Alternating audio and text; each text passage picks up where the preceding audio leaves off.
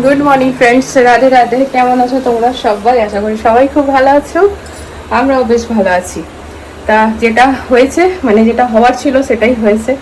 ওইখানে ওই গরমে ঘুরে ঘুরে এত লাসি, এত ঠান্ডা জল খাওয়া হয়েছে, আমি জানতাম ঘরে গিয়ে পরে আমার গলাটা বসবে। আর ওইখানে তাও আমি ঠিক ছিলাম, অসুবিধার কিছু নেই। ঘরে এসে নিয়ে এত গরম, বৃন্দাবনে গরমটা অনুভবও করতে পারিনি ফ্রেন্ড, সত্যি কথা। মানে অত গরমে ঘুরেছি, তাও কিন্তু ওইরকমভাবে কষ্ট হয়নি যতটা কষ্ট এখানে এসে হয়েছে। এতটাই গরম যে 3 থেকে 4 বার আর কি গায়ে মাথায় জল ঢেলে ঢেলে ব্যাস কালকে গোটা রাত কান ঠান বেঁধে শুতে হয়েছে। গলা আমার পুরো বসে গিয়েছে, আর ওই কী বলবো, খুসখুস খুসখুস সমানে পড়ে যাচ্ছে।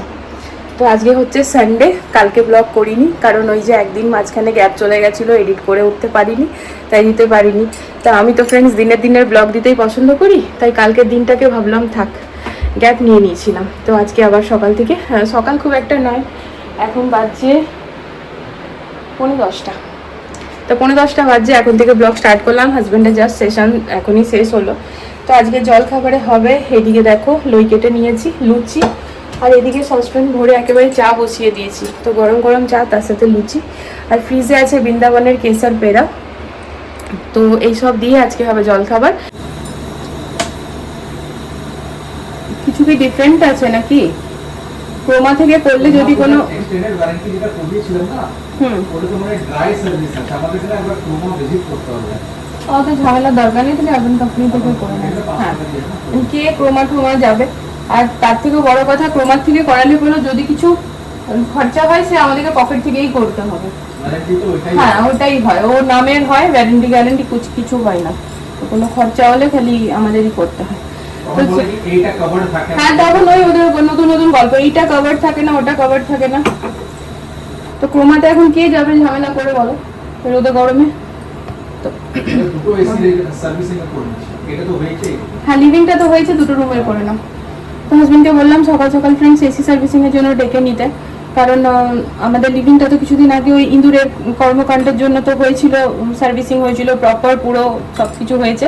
তো লিভিংটার প্রয়োজন নেই, লিভিংটা আমাদের চলেও কম, তবে না চলছে, এই যে আমি এখন চালিয়ে এলাম, আমি পাচ্ছি না, মানে আমার গরমটা না সহ্য হচ্ছে না। তো রুমের দুটো, হ্যাঁ ঠিক আছে, রুম দুটো করিয়ে নিচ্ছি। 10টা 11টা দেখে না, 12টা দেখাচ্ছে, 12টা 15 দেখাচ্ছে, 12টার সময় দেখে না, দেখে না। তাই আর কি বুক করে দেওয়া হলো ফ্রেন্ডস, কালকে আসবে, 2টো রুমে সার্ভিসিং করিয়ে দেবে, মানে করে দেবে। আর এদিকে না আমি তো সর্ষের তেলে করি, তোমরা তো জানোই। তো কড়াইয়ের মধ্যে সর্ষের তেল দিলাম, তেলটা একটুখানি পুড়ুক, তারপরে দেব। পেমেন্ট করে দিও। গরমকাল বলে না, না তো আজকের দিনেই পেয়ে যেতে। এখন যেহেতু ওই গরমকালে ওই সার্ভিসিং এগুলো, এসি সার্ভিসিং এগুলো অনেক হাই ডিমান্ডে থাকে।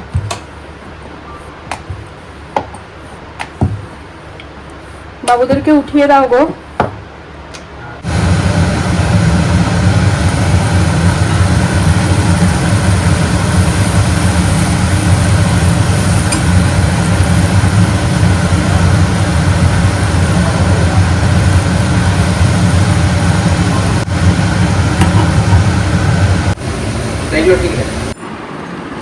এই হচ্ছে আজকের আমাদের জল খাবার।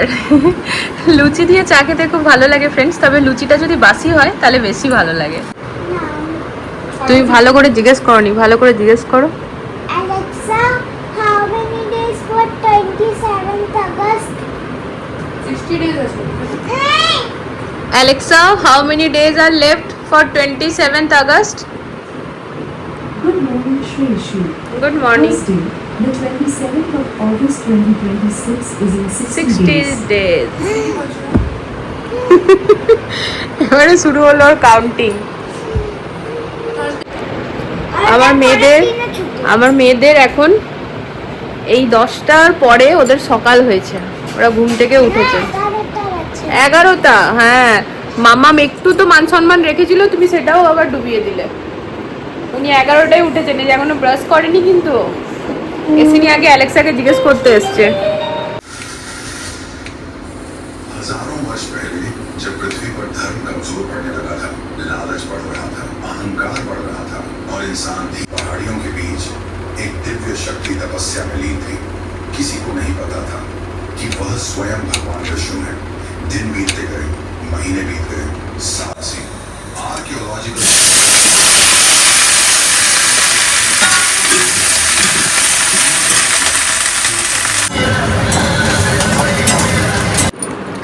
তোমাকে একটা জিনিস দেখাই ফ্রেন্ডস, দেখো এখানে প্রসাদ বলে প্যারার ছবি আছে উপরে, আর এটা না সুতো দিয়ে বাঁধা থাকে। মানে বৃন্দাবনে এটা হচ্ছে গোবর্ধন পর্বতের যে মেন যে জায়গা, যেখানে কৃষ্ণজি দাঁড়িয়ে আর কি পাহাড়টা তুলেছিলেন, সেই মন্দিরটা যে পুজো করেছি সেখানে, ঠিক আছে। প্যারার ছবি আছে। এবার এটা খুলছি। বাড়িতে সবাই খেয়েছে, ভেতরে ছিল মুড়ি আর নকুলদানা। না সেটাতে কোনো অসুবিধা নেই, মুড়ি নকুলদানা ছিল, এটাও কিন্তু প্রসাদই, কিন্তু এখানে প্যারার ছবিটা দেওয়ার কি দরকার বলো দেখিনি। এ বাবা কিভাবে ঘেমেছি দেখো, রান্নাঘরে রান্না করতে করতে দেখো আমার মুখের ট্যানিংটা চলে গেল। কালকে একটু বেশি কালো লাগছিল না, এত ঘেমেছি। তা যাই হোক, সকালবেলা একটু এসিটা চালিয়ে রেখেছিলাম, সারাদিন তো আর এসি চালিয়ে কাজ করা যাবে না বলো। এই যে মোটা টাকা বিল চলে আসবে, তখন বর মারবে, বলবে ছেড়ে দাও, তোমাকে রান্না করতে হবে না, তোমার রান্না করার চক্করে যদি আমার 20-30 হাজার টাকা ইলেকট্রিকের বিল আসে তাহলে থাক, আর বাইরে থেকে কিনে খাই। রান্না বান্না কমপ্লিট, মেয়েদের খিদে পেয়ে গেছে। তো যাই হোক চলো, সিম্পল রান্না, কিন্তু আমার মেয়েদের খুব পছন্দের রান্না। বলে চলে গেছে, মা তুমি তো সব আমাদের পছন্দের রান্না করেছো, আজকে খিদে পেয়ে গেছে, খেতে দাও। আমি বেশি কথা বললেই না আমার গলা আরও বেশি বসে যাচ্ছে। তো যাই হোক, এই যে এখানে হচ্ছে ভেন্ডিটা করেছি সর্ষে পোস্ত দিয়ে। এখানে ফ্রেন্ডস আলু মেখেছি শুকনো লঙ্কার পেঁয়াজ দিয়ে, আর নিচে আছে অরহর ডাল, টমেটো, ওই সর্ষে আর লঙ্কা ফোড়ন দিয়ে, শুকনো লঙ্কা ফোড়ন দিয়ে। এই তো, এই যেখানে ভাত।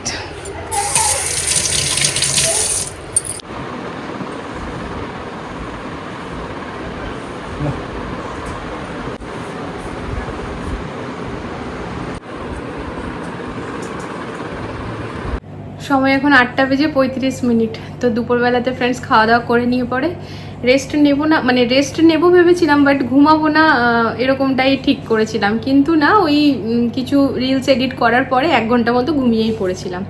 বিকেলবেলা খুব সুন্দর হাওয়া দিচ্ছিল। তো যাই হোক, তারপর সন্ধ্যা দিয়ে পরে তো এই তো এখন বসলাম। তা আমি বৃন্দাবনে ফ্রেন্ডস ব্লগিংয়ের মাঝে তোমাদের সাথে শেয়ার করেছিলাম যে আমি কিছু কথা তোমাদের সাথে শেয়ার করব। তো যাই হোক, এই ভিডিওতেই বলি। তো যেটা হচ্ছে ফ্রেন্ডস, বৃন্দাবন জানো তো এটা হচ্ছে একটা তীর্থস্থান, কিন্তু তার পেছনে আবার কিন্তু একটা স্ক্যামও চলছে। প্রতিটি যেসব মানে কি বলবো, নন্দ মহল বলো, নন্দ বাবা মহল, তা বাদে বাকে বিহারী মন্দির, তা বাদে হচ্ছে যে বরসানা, সমস্ত জায়গাতে যেই সব জায়গাগুলো আর কি খুবই ফেমাস, যেগুলোতে লোক যাই যায়। বৃন্দাবনে তো প্রচুর জায়গা আছে, সব জায়গা সবাই জানে না, কিন্তু এই জায়গাগুলো এমন জায়গা যে যারা বৃন্দাবনে যায় তারা আর কি চেষ্টা করে যেন এই সমস্ত জায়গাগুলোকে করতে পারি। প্রেম মন্দির, ইস্কন, বাকে বিহারী মন্দির, বরসানা, নন্দ বাবা মহল, এই সব জায়গাগুলোতে। এবারে কেমন স্ক্যাম বলো তো, যেরকম নন্দ বাবা মহল আমি আরেকজনের ভিডিও রিলস ফরম্যাটে আজকে সামনে দেখলাম, তো দেখে নিয়ে খুবই আমারও অবাক লাগলো। আমাদের সাথে যদিও ওইটা হয়নি। মানে নন্দ বাবা মহলে হচ্ছে যেখানে কৃষ্ণ ঠাকুরকে নন্দ বাবা নিয়ে এসেছিলেন জন্মের, মানে উনি যে ওই জেল থেকে যখন নিয়ে এসেছিলেন কৃষ্ণ ঠাকুরকে, ওই মহলেই প্রথম এনেছিলেন। তো ওইখানে কৃষ্ণ ঠাকুর 11 মাস ছিলেন। এবারে ওই মহলটাতে প্রথমে নিয়ে যাওয়া হয়, আর অনেক রকমের যে ট্যুর গাইড থাকে ওটা তো নিতেই হবে, বিনা ট্যুর গাইডে ওই মন্দির দর্শনই করা যাবে না, মানে গাইড নিতেই হবে। গিরিরাজ মন্দির নন্দমাজার ওইরকম করে তোমাকে বলতে হবে, নিধিবনের পাশে একটা আছে, তারপরে যখন ইয়েটা না ওই তো বললাম তো যেখানে কৃষ্ণ ঠাকুরকে নিয়ে এসেছিলেন যে মহলে, কিন্তু জায়গাটা বলো, গোকুলে, গোকুলটা বলবে না, তারপরে এটা বলে দাও ওই যেটা কি পরিক্রমা, যেটা গোবর্ধনের গিরিরাজ মন্দির, যেটা প্রথমে। হ্যাঁ ঠিকই বলেছে, হাজবেন্ড ধরিয়ে দিচ্ছে, বলছে যে মানে নন্দ বাবা মহল যেটা গোকুলে আছে ফ্রেন্ড সেটা। তো ওইখানে না গাইড না নিলে কিন্তু তুমি ঘুরতে পারবে না, মানে মন্দিরের ভেতরে প্রবেশই পাবে না, তো নিতে বাধ্য। কিন্তু আমাদের যে ই রিক্সা ভাইয়া ছিলেন উনি বলে দিয়েছিলেন যে ওরকমভাবে কোথাও কিছু কারুর পাল্লায় পড়ো না, মানে কনভিন্স করে, ব্ল্যাকমেল করে, প্রচুর কিছু করে পান্ডারা যারা আছেন। তো আগের থেকে উনি বলে দিয়েছিলেন, তো আমরা ব্যাপারটা জানতামই। তো তো গাইড নিয়ে গিয়ে সুন্দর মতো আমাদেরকে বুঝিয়েছেন, তাতে তার বোঝানোতে কোনো কমি ছিল না, আর সে সুন্দরভাবে আমাদেরকে নিয়ে গিয়েছেন, ঘুরিয়েছেন, দেখিয়েছেন। তারপরে ওই রাস্তায় ঘোরাতে ঘোরাতে ওই নিয়ে গেলেন আমাদেরকে নন্দ বাবা মহলে, গোকুলে। আর নন্দ বাবা মহলে যেমনই আমরা প্রবেশ করলাম, সেখানে গিয়ে পরে আগের ছিল এখানে এইসব যেই মন্দিরগুলোতে এরকম মানে টাকা নেবার ব্যাপার থাকে না, সেই মন্দিরে কিন্তু কখনো ভিড়ে ওরা বসায় না। প্রথম ফ্যামিলিকে বসিয়ে তাকে ফ্রি করে দ্বিতীয় ফ্যামিলিকে ওরা এন্ট্রি করাবে, এরকম একটা ব্যাপার। তো আমাদের আগে কিছু এক পুরো ফ্যামিলি ওরা ছিল আর কি। তো ততক্ষণ যে আমাদের গাইড ছিলেন উনি বেশ অনেক রকমের কৃষ্ণ ঠাকুরের গল্প ঠল্প আমাদেরকে শোনাচ্ছিলেন, তারপরে বললেন কি জব করতে, প্রণাম করতে, এই সব কিছু। তো আমরা ওনার কথা মতোই করছিলাম। তারপর উনি বললেন দাঁড়াবে না, ওই হাঁটু দিয়ে চলেই আসতে হবে, কারণ ওইখানে অমনিভাবে দাঁড়ানো যায় না, মানে ঠাকুরের থেকে উঁচু মানে যেন আমরা না হই। তো অমনিভাবেই হাঁটু দিয়ে ঘষে আমরা ভেতরে গেলাম। ওই সব জায়গাতে একদম ক্যামেরা নেই। আমি বাইরে যখন ক্যামেরা করছিলাম উনি কিন্তু আমাকে রীতিমতো সাপোর্ট করছিলেন, তাকিয়ে বলছিলেন, হ্যাঁ ওয়েট করছিলেন আমি ক্যামেরাটা অন করবো। তারপরে কিন্তু ওই মন্দিরের ভেতরে যেমনই গেলাম তার আগেই বলে দিলেন কি এখানে না ফোন টোন বন্ধ রাখতে হবে। দিয়ে পরে যাই হোক রীতিমতো গিয়ে বসলাম। এবার যখন ওইখানে যাবে না, একটু মাটির মতো একটু ভিডিওটা বড় হবে, ঠিক আছে? হয়তো এই ভিডিওটা সবার জন্য নয়, কিন্তু যারা বৃন্দাবন যাবে তাদের জন্য স্পেশালি আমি ভিডিওটা করছি, যেন তোমাদের সাথে এই জিনিসগুলো না হয়। বাকিরা যদি দেখতে ভালো না লাগে স্কিপ করে যেতে পারো। তো ওই যেখানে আর কি কৃষ্ণ ঠাকুরের দোলনাটা আছে, কৃষ্ণ ঠাকুর আছেন, তার আগে না এই স্কোয়ার শেপের এতটুকুনি একটু মাটির মতো জায়গা আছে, সেখানে ওরা মানে বসালো। প্রথমে আমাকে, হাজব্যান্ডকে, তারপরে বাবা মাকে, আর আমাদের দুই পাশে আমাদের দুই মেয়েকে এমনি করে বসালো। তারপরে ওনারা শুরু করলেন, মানে একটু কথাবার্তা বলে ওনাদের প্রথম ভোগ শুরু হয় 501 টাকা থেকে, 1101, তারপরে হচ্ছে 501 না 1101 থেকে শুরু হয়, 1101, 2101, এরকমভাবে তারপর বাড়তে থাকবে। 28,000 অবধি আছে, ঠিক আছে? যেটা মেন ভোগ সেটা হচ্ছে 28,000। সেটার আবার নাকি যখন ভোগ হবে তখন ওই স্লিপ কেটে আমাদের অ্যাড্রেসে নাকি প্রসাদও আসবে, এরকম ব্যাপার। তো আমাদেরকে যেহেতু আমাদের টোটো ভাইয়াটা বলে দিয়েছিল, মানে এই রিক্সা ভাইয়াটা, তো তখন আমরা মাইন্ডসেটই করেছিলাম যে আমরা কি দেবো আমরা নিজের মনে, কারণ এমনি তো ফ্রেন্ডস দান কখনো বলতে নেই যে আমরা এটা করেছি সেটা করেছি। ওটাই দান এরকম হয় যে এক হাত দিয়ে দেবো অপর হাতও জানতে পারবে না। দিয়ে আমাদেরকে বলছে যে এখানে বসেই বলতে হবে যে তোমরা কোন দানটা দেবে। তো আমরা দুজনের দিকে তাকিয়ে বললাম আমরা যেটা মন থেকে আসবে আমরা সেটাই দেবো, তো যেটা ভক্তি সহকারে আমরা দিতে পারবো। তো বললো না এখানে বসে বলতে হবে। তো আমরা বললাম না আমরা ওরকম কিছু বলতে পারবো না, আমরা যেটা দেবার আমরা ঠিক দেবো। দিয়ে পরে আমরা ওইখানে যেটা দেবার দিয়ে পরে চলে এলাম। তো এখন আমি যে ভিডিওটা দেখলাম তার ভিডিও থেকে জানতে পারলাম তারপরেও কিন্তু ওই মহলে আরো অনেক কিছু দেখার ছিল, যেটা আমাদেরকে নিয়েই যায়নি, কারণ আমরা ওদের মিনিমাম যে দানটা 1100 টাকা সেটা দিইনি। তাই এবারে এখানে গল্প শুরু। দেখো যারা ওইখানে 1100 টাকা দিয়ে দিয়েছে, মানে 100-র মধ্যে তো ধরো মানে 50-50 রেশিও থাকে হয়তো, যারা আমরা যেহেতু আগে গেছি ব্যাপারগুলো জানি তাই এরকম, না তো আগেরবার আমাদের সাথে এরকম অনেক জায়গায় হয়েছিল তাই দিইনি। কিন্তু যারা একদম নতুন তারা কি ভাবে যে হ্যাঁ বলছে ভালোই হবে, আর পুরোপুরি মনের ইচ্ছা বলিয়ে নাম গোত্র সহকারে পুজো করিয়ে তারপর বলে যে হ্যাঁ আমি ভগবানের কাছে বলছি, আমি আমার মন থেকে এই টাকাটা দিচ্ছি, এরকম। তো লোকে কি ভাবে যে হ্যাঁ ঠিক আছে 500, 1100, 2100 কোনো বড় ব্যাপার না, ভগবানের জন্য সব কিছু, তো ভগবানের মন্দিরে তো এতটা দেওয়াই যায় যদি সেটা দানে লাগে, এমনিভাবে দিয়ে দেয়। এবারে না ওখানে 1100 টাকা যেমনই দেবে সেখান থেকে হচ্ছে খেলা শুরু। তো তারপর একটু আগে গিয়ে হলো প্রসাদের টাকা, সেটা হচ্ছে 501 টাকা দেওয়া হলো। তারপর একটু আগে গিয়ে হলো প্রদীপ জ্বালানোর টাকা, তেল দিয়ে যদি প্রদীপ জ্বালাবে তো তেলের টাকা 500 টাকা, আর ঘি দিয়ে যদি জ্বালাবে তাহলে ওটা 1100 টাকা। তো এবার লোক মিনিমাম 500 টাকা তো ওখানে দেবেই তেলের। তারপরে গিয়ে পরে আবার ওখানে ওই লাড্ডু গোপালকে মানে কিছু একটা হবে, ওনাকে প্রণাম করা বা কিছু, সেখানে আবার 101 টাকা। মানে বুঝতে পারছো কিরকম ভাবে ওইখানে 1100 টাকা থেকে শুরু হলো 500 টাকা 500 টাকা, এমনিভাবে চলতে মানে ব্যাপারটা কতটা বেড়ে যায়। একটা সাধারণ মানুষের কাছে কি এটা সম্ভব বলো তো? আর এমনভাবে ওরা ব্ল্যাকমেল করে, তো এই জিনিসগুলো থেকে না তোমরা বেঁচে থেকো ফ্রেন্ডস। আর এই এক্সপিরিয়েন্সটা সবসময় হয়ে থাকে। এবারও যে আমরা গেছিলাম ওই নিধিবানে, তোমাদের সাথে তো ব্লগেও শেয়ার করলাম, যেহেতু একটাই প্রসাদের থালা আমি কিনেছিলাম কারণ আমাদের একটা ফ্যামিলি থেকে তো একটাই দেওয়া হয়। আমি তো এটাই জানি ফ্রেন্ডস, বাবার নামে পুজো হলো মানে সবার নামেই হলো, ওর নামে পুজো হলো মানে সবার নামেই হলো, আলাদা আলাদা করে নাম ধরে আমাদের পুজো দিতে লাগে না। তা আমাদের দেখি যে কোথা থেকে কোনো নিমন্ত্রণ এলো মানে ঘরের বড়োর নামে এলো মানে সবারই হলো। কোথাও পুজো দিতে গেল আমাদের তো এখনো দেখি যে ঘরের বড়োর নামে পুজো দেয়, গোটা পরিবারের লাগে। ঠিক ওরকমই ওখানেও একটাই থালা নিলাম। তারপর আমি ভিডিও করছিলাম, তো মাকে বললাম মা তুমি থালাটা ধরো, মাই থালাটা নিয়ে এগিয়ে গেল, তো কোনো ব্যাপার না, মা দিক আমি দিই, ব্যাপারটা একই। দিয়ে ওইখানে মাকে ওরা প্রসাদ দিল, নিধিবনের কথা বলছি। দিয়ে আমি প্রণাম করে হাত বাড়িয়ে বললাম আমাকে একটু প্রসাদ দিন। বলছে না, একটা থালাতে একজনই প্রসাদ পাবে, তোমাকে মানে ওই মেন থালা না, মেন হচ্ছে ওই থালার মধ্যে 101 টাকা ছিল, যেহেতু 101 টাকা ছিল তাই প্রসাদটা পেলো। ওখানেও কিন্তু দক্ষিণার একটা ব্যাপার আছে, কেউ যদি 10 টাকা দিচ্ছে ফ্রেন্ডস, তারা কিন্তু বলছে দানপাত্রতে দিয়ে দাও, ওইখান থেকে প্রণাম করে চলে যাও। তো যেহেতু আমাদের ঘর থেকে একটাই ডালা নিলাম,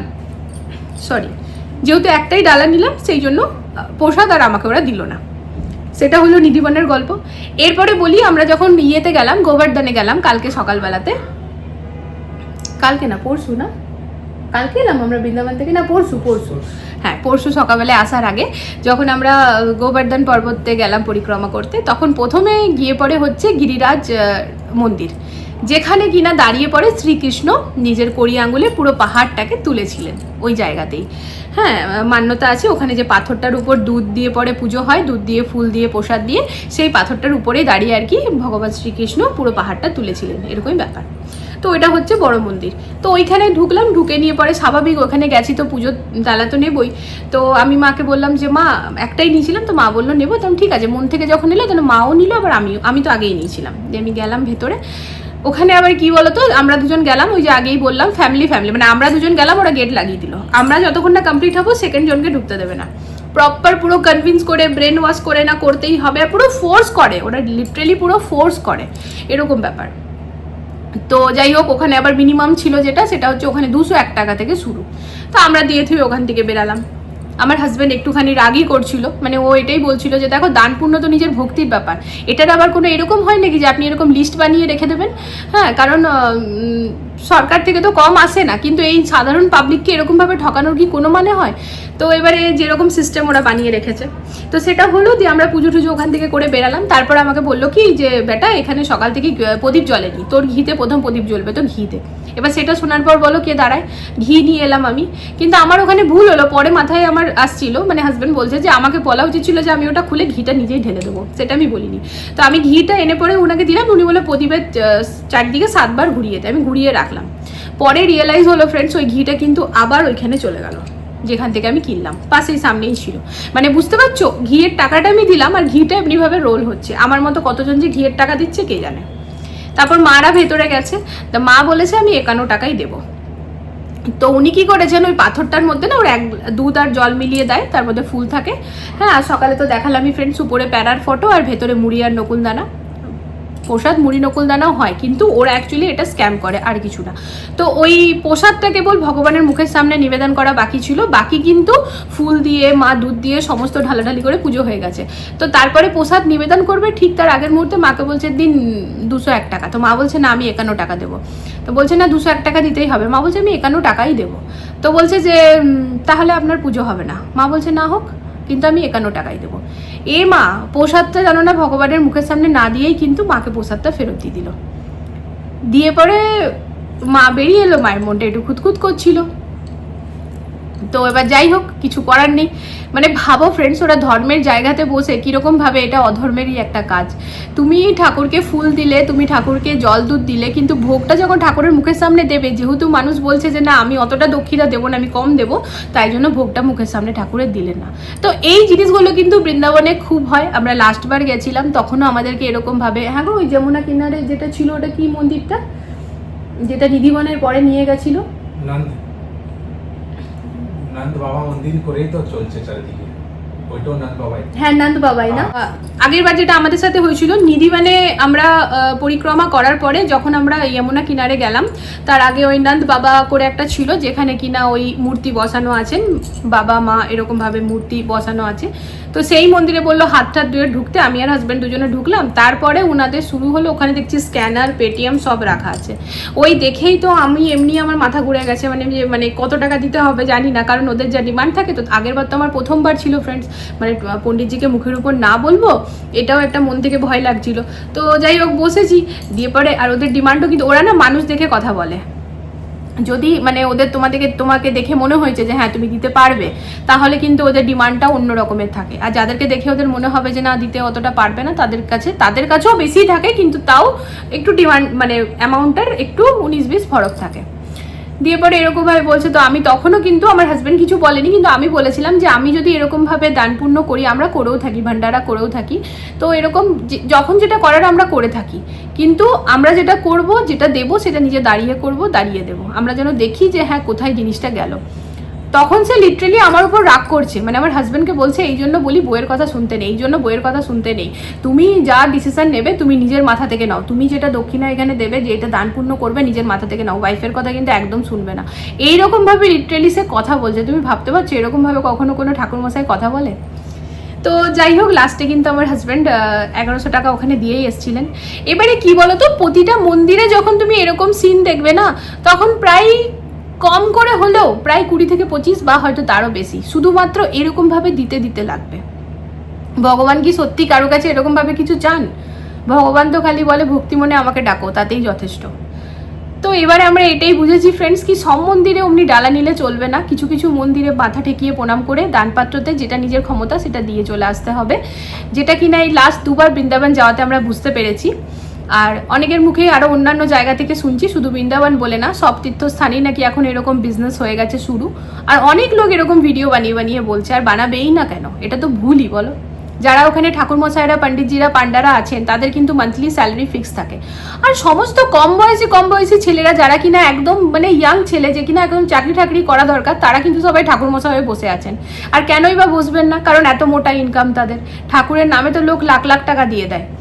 তো আমি যখন ওখানে ওই টোটো বিকেলবেলা আরেকটা অন্য টোটো ভাইয়ার সাথে এলাম, তো তাকে আমার না সেদিন আমি নিধিবানের গল্পটা বললাম, জানো তো আমাদের সাথে এরকম এরকম হলো, একটা ডালা নিলাম বলে আমি প্রসাদ কিন্তু দিল না আমাকে, এরকম, এটা না কত খারাপ হলো। বলছে খারাপই তো হলো, কিন্তু তাতে ওদেরই খারাপ হবে, তোমাদের কিছু হবে না, কারণ এখানে সবই, ও নিজে বলছে এখানে সবই বিজনেস চলে।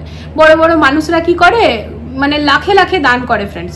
তো আমি বললাম যে আচ্ছা, মানে ওই ফুল বাংলো বলে বাকে বিহারিতে যে ফুল বাংলো দিয়ে সেজেছিল, তো বলছে লাখে লাখে দান করে। এবার কেউ নাকি 11 লাখ টাকা দান করেছে, তো ও নিজেই বলছে সেখানে হয়তো 1-1.5 লাখই খরচা হবে, কত আর হবে, কিন্তু বাকি টাকাটা তো সেই পণ্ডিতজিদের পকেটেই গেল। তা বললাম সেই, তখন উনি নিজেই বলছেন যে হ্যাঁ কালো টাকা আসছে, লোকে দিচ্ছে, যারা কিনা রোজগারে মেহনত করে রোজগার করছে তাদের কাছে এত টাকা কোথায় আসবে?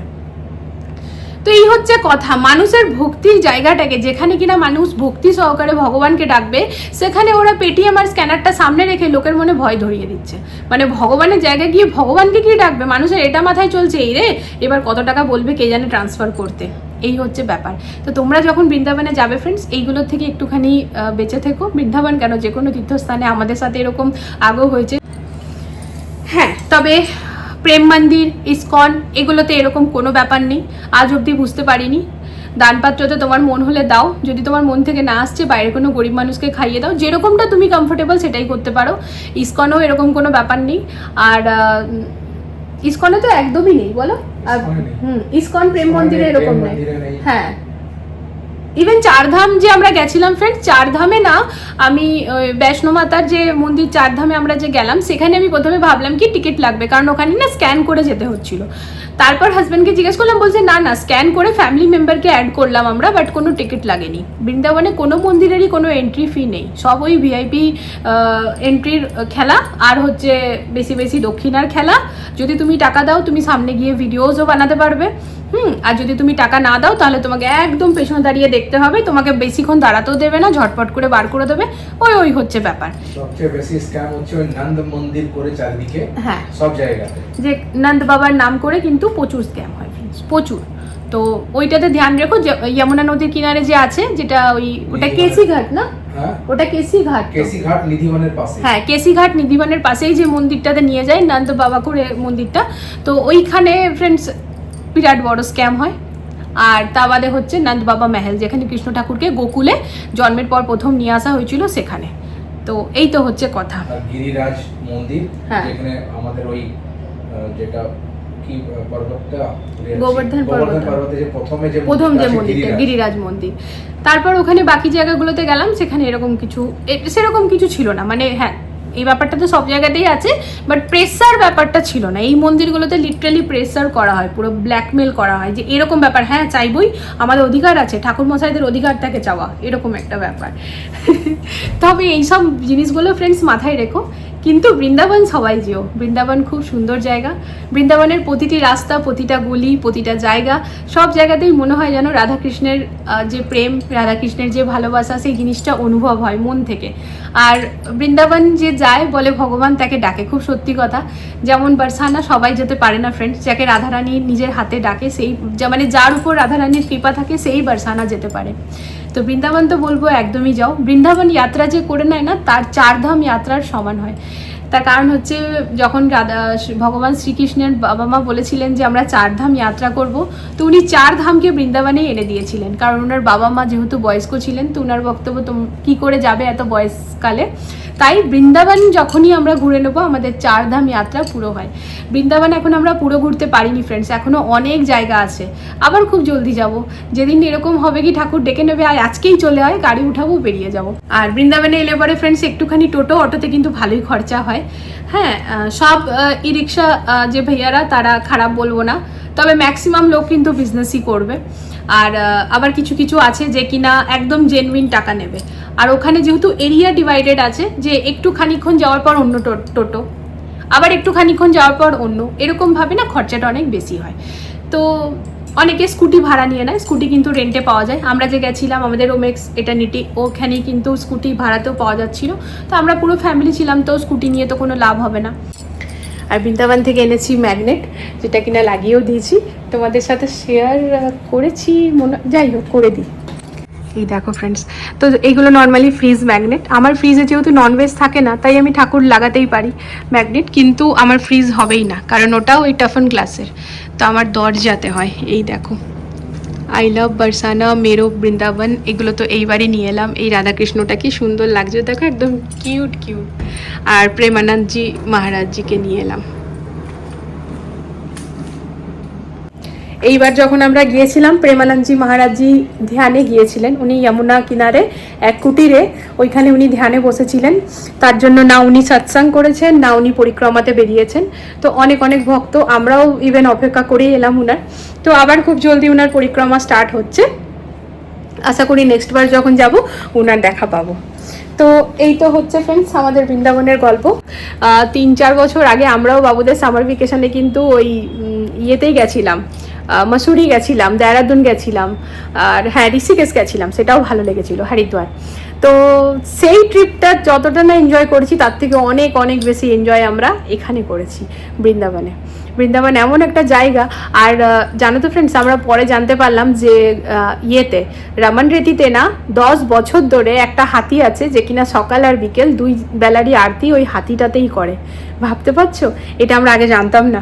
যে যখন জানলাম তখন আমরা ভাইয়াটাকে বলছি, ভাইয়া এরকম ব্যাপার? বলছে হ্যাঁ, তবেই তো তোমাদেরকে বলেছিলাম সকাল 4টায় বেরাতে। এবার আমাদেরকে তো খুলে বলেনি, তো আমরা বেরাতে পারিনি, কারণ ঠকেও ছিলাম, রাতে 2 ঘন্টা করেই ঘুম হচ্ছিল। তো আমরা 6টায় বেরিয়েছিলাম, তাই জন্য আমরা জাস্ট ওখানে পৌঁছেছি, তখনই হাতিটা জাস্ট নাচটা থামালো। তো নেচে নেচে সুন্দরভাবে, তোমরা ইউটিউবে সার্চ করলেও দেখতে পাবে, ঘরে এসে সার্চ করে প্রচুর দেখেছি। তো নেক্সট বারের জন্য তুলে রাখলাম, ওই হাতির আরতি করা দেখবো। তা বাদে কিন্তু ওই বংশী পাঠ করে আছে, যেই গাছটার মধ্যে একদম ধ্যান দিয়ে শুনলে একটা কান পেতে কৃষ্ণ ঠাকুরের বাঁশির আওয়াজ পাওয়া যায়। না, সবাই পায় না, যারা মন থেকে ডাকতে পারে তারা পায়। তো এই অনেক এরকম আরও অনেক জায়গা আছে। ওই নিম করোড়ি বাবার আশ্রমও আছে, জানো তো? করোলি বাবার আশ্রম আছে তো, হ্যাঁ, যিনি কাইচি ধাম মানে ইয়ে প্রস্তাব, হ্যাঁ কাইচি ধাম স্থাপিত করছে। এগুলো প্রচুর আছে ফ্রেন্ডস, এগুলো কিনা পরের বাড়ি গিয়ে এক্সপ্লোর করবো। তো চলো আজকের এই ব্লগটা তাহলে এখানে এন্ড করে দিই। দেখা হচ্ছে নতুন একটা ভিডিওর সাথে আবারও খুব জলদি। সবাই ভালো থেকো, সুস্থ থেকো। আর আজকের এই ভিডিওতে যদি কিছু ভালো লেগে থাকে প্লিজ চ্যানেলটিকে সাপোর্ট করো। আর এই দেখো আমি একদম কালা কালুটি হয়ে এসেছি, জানি না কবে আমার মুখটা একদম ঠিক হবে। আমি না কোনো লোশন वगैरह কিচ্ছু লাগাচ্ছি না, জাস্ট ফেস ওয়াশ করছি, ছেড়ে দিচ্ছি। তো চলো আজকের জন্য good night, love you all, টাটা, রাধে রাধে।